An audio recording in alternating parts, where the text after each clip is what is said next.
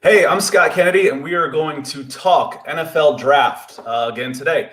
And one of the things that I think is the most intriguing teams in this entire draft is sitting at number 3 in the Miami Dolphins.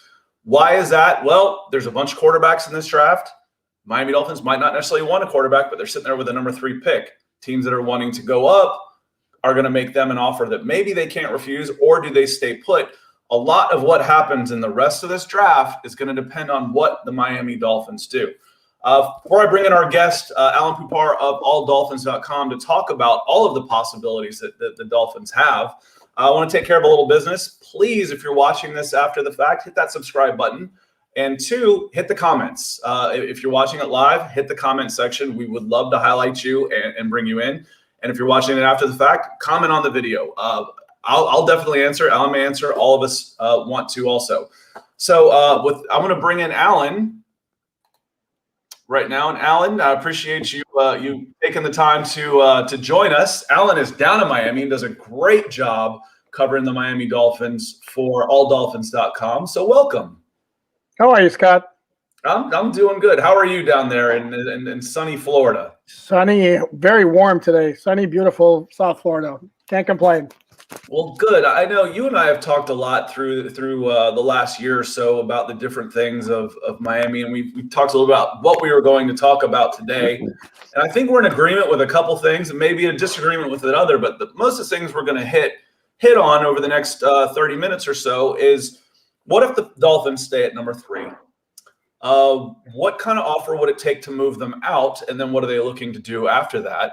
And finally, how much is too much for Deshaun Watson? I know we talked a little bit about, I think that the Pro Football Focus mock draft had a trade in there, but I thought it was a little, I said I didn't think it was a great deal, not because of Deshaun Watson.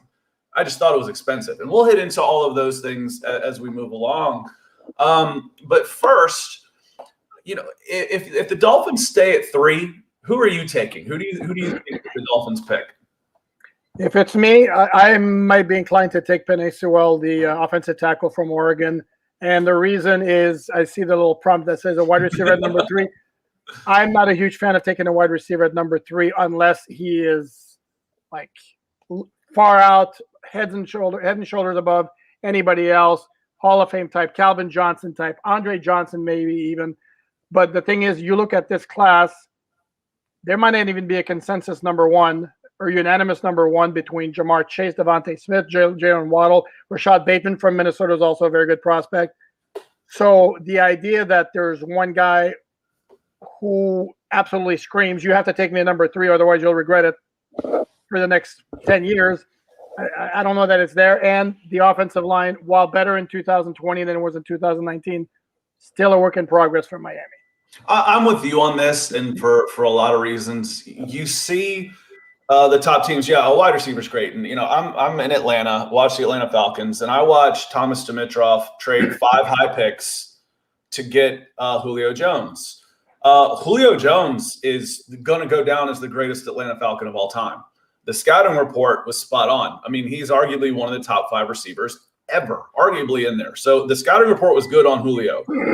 However, the Falcons had just given up 50 points to the Packers and didn't force them to punt as the number 1 seed in the playoffs at home. You're going to give away 5 picks for a receiver. So I love the idea, especially if you just took Tua last year. Was it number 5 overall? And you've got Penei Sewell sitting right there. So I have said the same thing for the Falcons. If quarterbacks go 1, 2, 3, or if not, what I actually said, and I can bring this up later, I said if the Dolphins do something stupid, like take a receiver at 3, then the Falcons are in a good position to move down. But I'd be happy with that Penei Sewell pick at number 4. I think he's a 10, 12, 15-year all-pro guy for a long time, and that's good value to do that. What are the odds that you think that the Dolphins sit in that 3 spot? I mean, it can't be high. It just can't be. It can be, but it's going to depend on what teams come knocking at the door or ringing their phone, I should say, and with what kind of offer. Because, again, if we go back to the wide receiver position, Dolphins could slide down to 6, 7, 8, 9, 10 in the first round and still get one of those wide receivers we mentioned while picking up a 2022 number one, a 2022 number two, something equivalent. I think it behooves them. Not too long ago for teams drafting up into the trading up. Every team that has traded up into the top 5 of the last 5 years has taken a quarterback. Everyone. So if you're the Falcons at 4, and I talk a lot of Falcons, I know them the best. If you're sitting there at the Falcons at 4, you've got to start talking up other quarterbacks because no one else is coming up to take, a receiver. I said, unless you're Thomas Dimitroff. So if the quarterbacks go 1, 2, 3, then it becomes a little more interesting. So I don't think the Dolphins can stay in that spot, and it just doesn't make sense to me for them to stay there. No, that's the only exception I can see to this rule here is if the Cincinnati Bengals come calling because they get nervous about somebody taking Sewell at 4. Because they need to protect Joe Burrow. The good thing for the Dolphins right now is there is an elite quarterback in the 3rd spot. No matter what, there's an elite quarterback in the 3rd spot. So that's a good thing. The Falcons don't have that luxury sitting at number 4. So that's why I say so much depends on what the Dolphins do here. But the even better thing than having an elite quarterback in the 3rd spot is there's teams not too far down the row that are going to need quarterbacks. So if you're looking at the Eagles at number 6, or even possibly the Broncos, there was one more team. Who's drafting at 8? I'm starting. That's Carolina, which is definitely in the market, and maybe even Detroit at 7, even after they got Jared Goff. Yeah, so there's, I don't think you're going to lack for offers, and I think of those teams drafting, and I think the worst was a swap. Was a 3-4 swap, and the team picked up 2/3 and a 4. That's not going to be enough. The next one I saw was 3 number 2s to move up into the top 5 to have one of those picks from like 6 to 3 was 3 number 2s. I don't think that's going to be enough. I think the Dolphins are looking at multiple high round picks, including a 1st, possibly a 2nd, maybe even 2 firsts for one of those picks. What do you think? What it would take to move up? Well, the one recent precedent is the Jets trade with the Colts for Sam Darnold, and I believe it was 6 to 3, if I remember correctly, and it was for 3 2s. Yeah, that was the one that was 3 2s. Yep. So that was the one, and I think you're going to have. I think the bidding is going to be higher this year for that spot. I think there's going to be more people looking to jump into that spot, and frankly, the guy at number 3 this year is better than the number 3 at that year. I mean, just flat out. I didn't have Sam Darnold as a number 1. I didn't. All 3 of these guys, and Trevor Lawrence is going number 1. So the 2 other guys. You sure? Are you sure? I don't want to give up my house, but I'd be willing to bet it pretty close at him number 1. Unless Deshaun Watson gets involved. I think the bidding's going to be higher. I think the Dolphins are going to be able to broker a better deal than 3 number 2s. I really do. I'd settle for 3 number 2s. I mean, to move down 3 spots, if you're talking Philly, you still can get whatever wide receiver you want. Pick up 3 additional 2nd-round picks. That's fine. If it turns out to be higher than that, I'm not sure I share your confidence that it's going to be much higher than that. But to me, that's a good starting point. Well, speaking of higher, I was looking at Pro Football Focus mock draft today, and just scratching my head a little bit because one. They had the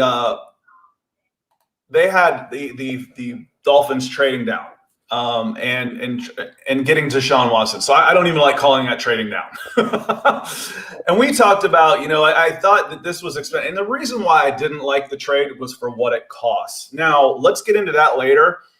Tell me what it would mean to the Miami Dolphins, not just on the field, but in the locker room as well, with Tua coming out, and he would be part of this trade because I'll go through what they have and what it means. What does this mean for the Dolphins in 2021?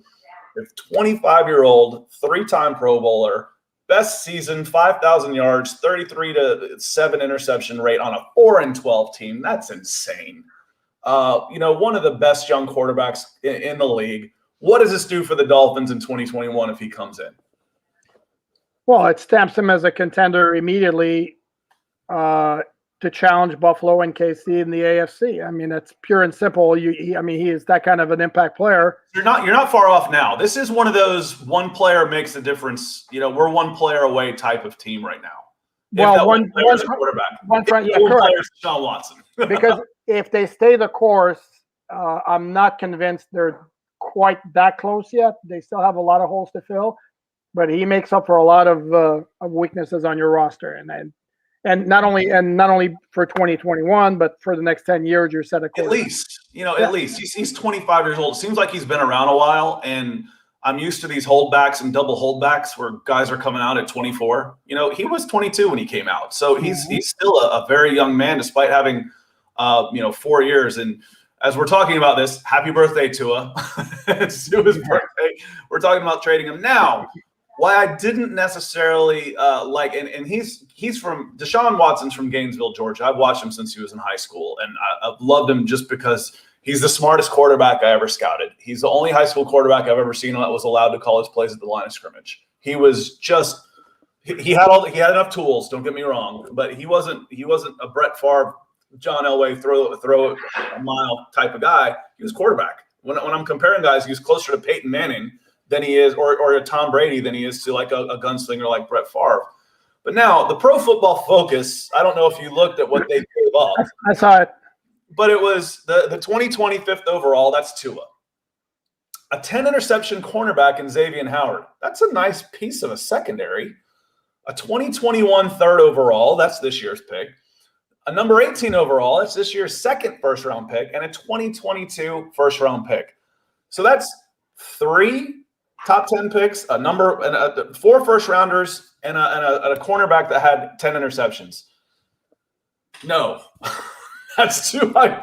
For me, that's too high a price to pay unless you have no faith in Tua. And if I'm wrong on that, if you absolutely have to have a quarterback, then you're okay. But is the upgrade from Tua to Deshaun worth all that? Well, you saw a different one than I saw. The one I saw did not include Xavier Howard. He's an interesting case though, because he's coming off that monster year that he had, but he's played through 2 years of a 6-year contract, has got a new agent, saw Byron Jones pass him on the salary scale last year. If you put 2 and 2 together, somebody wants a new contract this spring. So that's a situation the Dolphins are going to have to deal with. So I could definitely see him being included in any trade scenario. But Xavier Howard to me is worth the equivalent of more than just one first round pick. So if you're going to throw him into the equation with Tua, then 3 first round picks, I think that's a little steep. Yeah, it's like I said, if you don't have a quarterback, then you got to pay the price. We saw what Matthew Stafford has a ton of mileage on him. We saw how much it costs to get him. Deshaun's 25, and then the question is also, maybe if he's a 3-time Pro Bowler in his first 4 years in the league, he's 25 years old, he can play another 15 years. Mm-hmm. And then it's one of those things, and price doesn't matter at that point. It really doesn't. But to me, that's tough. I grew up with Jimmy Johnson and Bill Walsh always trading down and picking up more players and just increasing your chances that one of them is going to be the guy. And that's tough. That's tough for me to give up that type of thing. Now, Luke, welcome to the chat. Highlighted your question here. It says, do you think if the Falcons trade out of the 3 and the top 3 quarterbacks are gone, it will lower the value of the Falcons pick? Yes. Yes, I do. I think if you look at the last 5 years, any team trading into the top 5, not any team, every team trading into the top 5 has taken a quarterback, every one of them. So the Falcons sitting at 4 are going to start talking up Trey Lance and Mac Jones. They're just going to start talking about talk. We love this guy. We're real high on these guys. Of course we'll take a quarterback. We got to start thinking about building for the future. Matt Ryan may have another 4 years.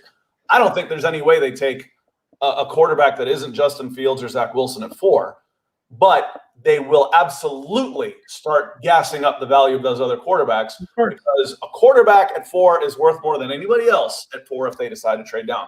Alan, am I wrong on this? No, absolutely no question. And yeah, this is where you're going to see a whole lot of stories between now and the draft where you have to take them for what they're worth and understand that there's a lot of messaging going on and a lot of quote unquote smoke screens. And the stories that come out again at this time of year, like for example, I'll give you an example that's not totally related, but it's a draft story. Is when Brian Flores coached at the Senior Bowl, was asked about Devontae Smith and whether there was a concern that his size would prevent him from being a great player in the NFL. Well, what's Brian Flores going to say? Number one, he's certainly not going to knock a draft prospect. Number two, he wants everybody to think the Dolphins love everybody because that drives up any asking price for that particular pick. So it's a game that's being played, and fans have to understand that when they read stories. Yeah, and it's not just about draft, but they're actually truly bluffing in this. But I say coaches lie so much they don't call it lying; they call it coach speak. The last place you can learn something about a team and their intentions are what they say in the public. That's the last place, unless you want to just go the opposite, the George Costanza, and I'm going to listen to the opposite of what they have to say. That's about the only time it's going to make a difference. Floyd Donnelly, welcome. He says, "What's up, fellas?" What's up, Floyd? Sports. That's a good day. If you have any questions, type them in. We'll certainly feature them. Now, let's say one of the questions I had in relation to the Deshaun Watson trade and how big that was is it too early to move on from Tua? Has Tua proven to you in his first year, and that's soon. That would be soon. So he's definitely he turned 22 today, 23 maybe, 23 years old today. Would it be too soon to move on from him? Do you know what you have? Do you know what you're going to have? And is he a guy that could lead the Dolphins for the next 10 years? You don't know that. That's the thing. And then, again, the Dolphins can say what they want. Chris Greer, the general manager, can say 2 days after the end of last season that he's our starter, but he said that on January 5th. Yeah, he was the starter on January 5th. The truth is, no, you don't know. Could he become a great quarterback? Sure. But there weren't that many signs of it last year. He had a great game at Arizona. He had a great game in the fourth quarter against Kansas City, but they were down 30-10 when he started lighting it up. Outside of that, and some people like to point to his 6-3 record. Yeah, the 6-3 record with a great defense and special teams who kept producing turnovers. So what Tua was last year, and this is a term that offends a lot of quarterbacks, he was a game manager. That's fine and dandy, but if they're guaranteed the Dolphin defense and special teams are going to produce the way they did last year for the next 10 years, no. That having been said, there's nothing wrong with going with Tua as your starter into 2021, understanding that there's no guarantee that he'll pan out. But if the flip side is if you have the opportunity to add a Deshaun Watson, who is a proven bona fide franchise quarterback, I'm sorry, that's a no-brainer. Yeah, and no, I agree. And if he's forcing a move and you're sitting there with the number 3 pick and a previous top 5, and we talked about this there's lots of new people starting to join in, so welcome. We talked about that idea of the move. Yes, it makes sense, but can you get it for the right price? Is the right price? That's the key. And at what point is it too expensive? If you've got, I hate talking legacy and all this kind of crap when he's 25 years old. But 3 Pro Bowls in his first 4 years. That's a Hall of Fame trajectory. Oh, no question. Anybody who's watched him play can see. He's a complete stud. He's a franchise quarterback. That's what a franchise quarterback looks like.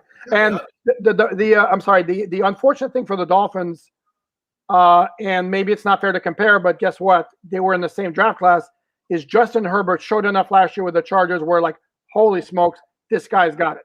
Joe Burrow, even in the limited time before his knee got blown out, he looked like a franchise quarterback. And then Tua in Miami, I'm sorry, and I know this is going to offend a lot of Tua fans, and I know I take a lot of flack on social media. He did not look like a franchise quarterback. Why? And what? Why? Where's his shortcomings right now? He's only 6 feet tall.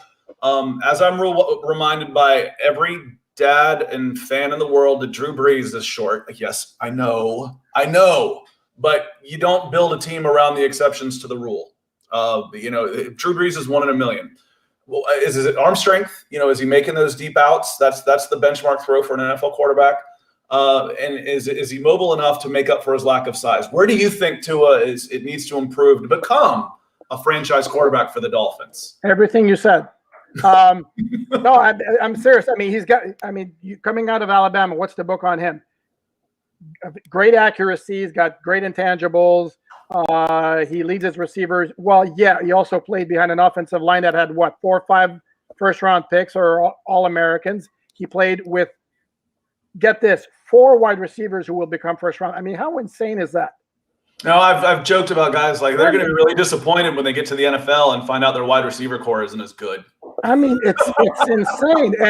And if you look, I saw a lot of Tua in college, and a lot of this, yeah, he was accurate, but his guys were open by 3 yards, or there were a lot of short throws where his receivers turned him into long gains, and even this signature play, the national championship winning pass to Smith against Georgia when he was a freshman. Look at the replay and see how open Devontae Smith is. Yeah. I mean, but the problem, and you get to the NFL, you don't get receivers, you don't create that kind of separation. They just don't. So you have to throw into tight windows. You have to throw where your receiver is not open and throw them open. You have to throw 50-50 balls where you let your receivers throw it. And even Tua himself last year said he didn't like doing that. Well, guess what? You're going to have to learn how to do that. And frankly, he just doesn't have the great arm strength to throw the ball into tight windows. That's going to be a problem. And then you got the fact that, yeah, he's 6 feet and he's got some quickness, but he's not Lamar Jackson quick or Kyler Murray quick. Yeah, and to be fair, there aren't many that are. No, correct. And the best case scenario is he becomes Drew Brees, but again, 1 in a million. Correct. So Drew Brees, 1 in a million. Be 2 in a million now. Scouting forever. I said I've said it once already. You can't build a team on the exception of the rule. You can't, and maybe you find that exception of the rule.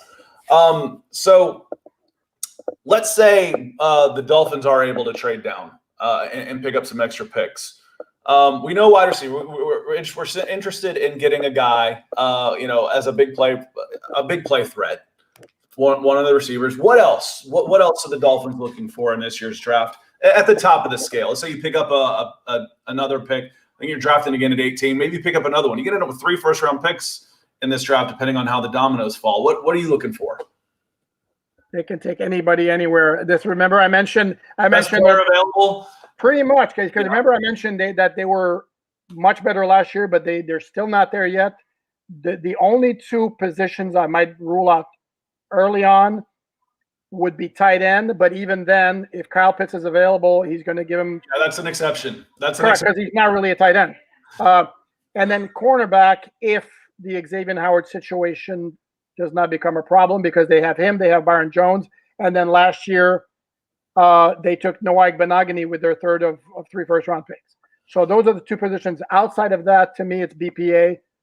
Wherever they pick, wherever it is, where after they trade down, and at 18, I know there's Jeremiah Owusu-Karamoah from Notre Dame, the linebacker, has been mentioned quite a bit, and he makes sense. He's a versatile piece, but there are a couple of guys like that. Xavier Collins from Tulsa is another one. Any one of the 3 wide receivers, Sewell or maybe Rashawn Slater, the offensive lineman from Northwestern. So endless possibilities in that first round. We talked with Brian Driscoll of Irish Breakdown yesterday about Jeremiah, and just said, is he as good every day as he is when you pop in film? And he was like, yeah, even better. He's just, teams were actually scheming away from him to try and get. So I think that'd be a fantastic pick. And watching Jimmy Johnson build the Miami Hurricanes, he did it by taking smaller, fast guys and moving them up a level. He's 6'1", 215 pounds. That's a safety, but no, he's not. That's a fast linebacker. So I think that'd be a player I'd really enjoy watching. Luke has already jumped on the bandwagon of what you had to say with Tua. He said that people are being very hard on him, and that's part of it. If you're a top 5 pick and you're a quarterback in the NFL, there's only 32 of you in there. And another discussion we can have is that's why so many 6'5" guys that throw 90+ miles an hour are playing baseball now, because there's only 30 starting quarterback jobs in the NFL. There's 360 pitching jobs in the major leagues. But he's only played half a season. But if you're going to be there, you've got to deal with the adversity of being a top guy. And I don't think people are being too hard on him yet, but he does. He has a lot to prove. No, and then he mentioned, he had the big injury. Sure.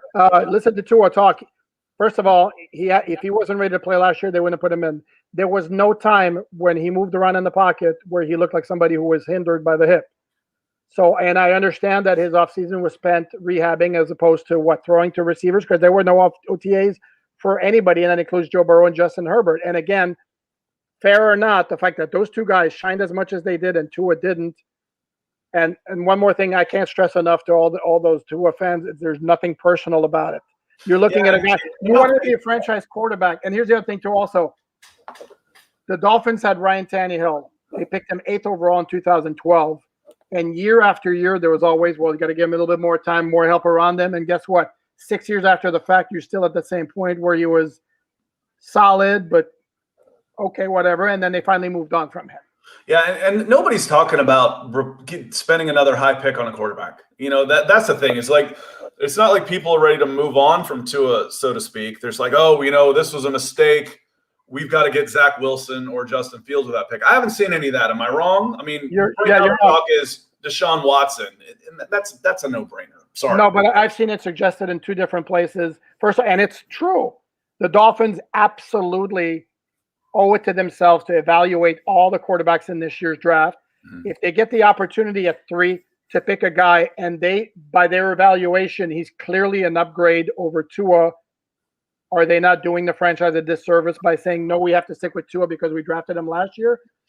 Some costs, you don't necessarily want to do that. And but here's the thing: when's the next time they're going to be drafting 3rd overall? Logically, it doesn't happen. The Falcons too, sitting there at number 4. It's Matt Ryan's going to be 36 years old, first snap next year. Maybe he can play till he's 40. Sports medicine's gotten better and these guys are getting freaky. But, except for the steroid era in Major League Baseball, players didn't get better after 35 years old. And the Falcons shouldn't be drafting top 5. They shouldn't be. And there's no guarantee there's going to be a quarterback that's as good, even if they are in the top 5 again. So it's something to think about right now. So I absolutely agree. They owe it to themselves to evaluate this. As the Falcons, someone who's watching the Falcons, I don't want them to trade up. I don't think you mortgage the future to try and build for the future. That doesn't make any sense. I don't want them giving up picks to move up. If someone's available at 4, then I think that's good. But I don't want them to trade up for that. If they want to get Mac Jones or Trey Lance, then trade down for those guys. Possibly pick up a couple of spots. Floyd says, I see the Dolphins getting a wide receiver in here. Do you have a preference? If you were to say I can take my pick, it's not going to cost me anything extra. I can pick my wide receiver. Who do you want to see the Dolphins come out of this draft with at wide receiver? Who would you take? I take any of them. And again, this goes back to my point earlier why I don't want a wide receiver at number 3 and why I think call me old-fashioned, call me old school, call me stubborn. Devontae Smith's build scares me. And I don't care how good he was at Alabama. College football and the NFL are two different animals. And again, there have been exceptions of smaller wide receivers who have succeeded. Marvin Harrison's the one being thrown out. But as a general rules, guys who are 6 feet tall, and I've seen some reports where he might be like 165. That scares me. So yeah, for the smaller receivers, I'd like somebody like Roddy White, who was a wrestler. When he came out of UAB and had 5 or 6 consecutive 1,000-yard receivers, he was a wrestler. He was smaller, but he was a badass. And I'm with you. Everybody has a bias. You say, oh, you're biased. Well, everybody's biased. I'll tell you mine flat out. I'm biased towards bigger receivers. Absolutely. I'm absolutely biased towards bigger receivers, and the numbers have helped influence that. And watching the best wide receivers through the history of the game, big wide receivers are always open. Always. And not only that, they help in the running game. They're pushing guys around. They're better blockers downfield. No long run gets made without a wide receiver making a block. So I'm with you on that. I think Jamar Chase is probably the guy I would want to come out if I'm getting a receiver. That's probably the guy I would want to come out. Or I'll throw out Jalen Waddle because he's freaky fast, and the Dolphins have a couple of big receivers right now as it is, and Devontae Parker and Preston Williams, who might be their 2 best wide receivers, health providing. So I like something different, and the freaky speed kind of appeals to me. David M says, nice show, guys. The Falcons are taking a quarterback. Appreciate it. And it wouldn't surprise me at all. If you go back to my channel and scroll back to what should the Falcons do at number 1. There's 4 guys that I would say I'd be happy with it at the number 4 pick. And it was 3 quarterbacks, Zach Wilson, Justin Fields, Trevor Lawrence, and then Penny Sewell. Those guys. And if those are the four that, if I'm a Falcons fan, I go, I'm happy. I'm satisfied with that. If it's not going to be those guys, I honestly believe if the Falcons are going to take a quarterback, if they want one of those three guys, I think they're going to have to move up because they're not the Dolphins. They're not sitting at that number 3 spot. And Carolina or Philly or somebody is going to come up and jump into that number 3 spot. And then they're going to be sitting there without a quarterback. So I don't know that the Falcons are going to take a quarterback, especially at the number 4 spot. But I don't want them trading up. I do not want them trading up into that spot. If it takes 3 number 2s to move up to make sure that nobody else gets it, because somebody like Carolina or Philly is going to make the Dolphins a better offer than that. Right. And it's going to be too expensive. When I first saw it, I saw, that when these rankings and stuff are first coming out, I see Justin Fields sitting up there at like 10 or 12. I'm like, yes, that's the guy. You can take him at 4. Now I'm less and less confident that the Falcons are going to take a quarterback.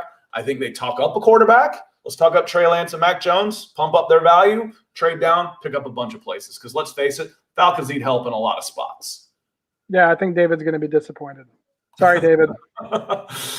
So, Alan, let us know how we can find you. I mean, I know how to find you, but there's going to be a lot of people watching this after a fact. And, I've watched your work at All Dolphins and have admired it for a long time. I think you not only provide great insight, your takes on things are good. You've got a good eye for what is important and not just regurgitating everybody else's information. I go to Alan when I want to know what's going on with the Miami Dolphins. That's why he's here.